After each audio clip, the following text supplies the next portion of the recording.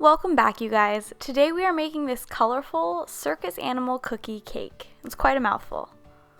So I'm using my classic vanilla layer cake recipe, but I've actually added in a bit of white chocolate into the cake batter, and I'm also frosting this cake with a white chocolate buttercream. So the full recipe for this cake is up on Chelsweets.com, and the link is also in the video description.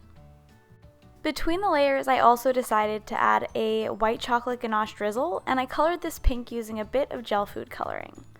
I also couldn't resist adding some non-pareils between the layers.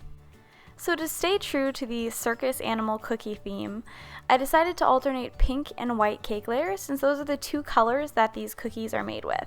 So I get asked a lot how I evenly divide my batter between my pans, and also in situations like this, how I color exactly half of the batter pink, and the answer is to use a kitchen scale.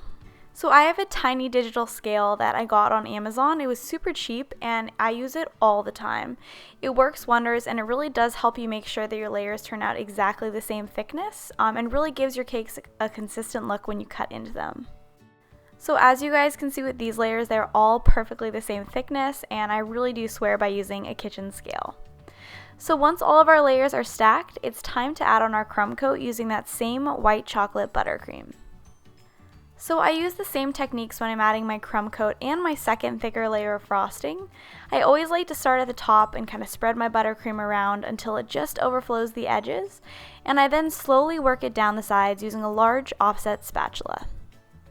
Once the cake is fully covered, I like to give it a few spins with my large offset spatula, and then I do a few passes with my bench scraper. So I remove any excess frosting and just make sure that the entire cake is really nice and smooth. I chill it in the freezer for about 10 minutes, and then I begin to add my second thicker layer of frosting. So as you guys probably know by now, I like to add a pretty generous second layer of frosting, and one of the questions that I get asked the most is how many batches of my buttercream I use to frost each of my cakes. So it varies from cake to cake depending on the type of decoration, how many colors of frosting I need to make, but this is a pretty standard cake, and in general I use about 1.5 batches of buttercream per cake. Once that second layer of frosting was smoothed, I chilled the cake again for about 10 minutes in the freezer, and I then began to add on my hot pink ganache drips. So this is the same ganache that we drizzled between the cake layers, but I'm using a slightly different approach to add it to the top of the cake.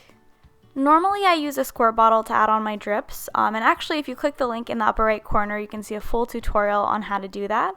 But today I tried a slightly different method where you add all of your ganache to the top of the cake and you kind of push it to the edges gently with an offset spatula. So this method creates drips that are slightly more defined, and there aren't quite as many as when you use a squirt bottle, so that's why I wanted to try it out on this cake. So I continued to decorate the top by adding on some more non-pareil sprinkles, and of course some buttercream swirls using a Wilton 4B tip. And then it was finally time to add on some of these circus animal cookies. I grew up eating these cookies, and to my surprise I couldn't find them anywhere in Manhattan. I tried 3 different grocery stores and really struggled to find them, so I ended up ordering these, big surprise, on Amazon. And that's all there is to it. I really enjoyed adding the drips with this different technique, however I do think it's easier using a squirt bottle.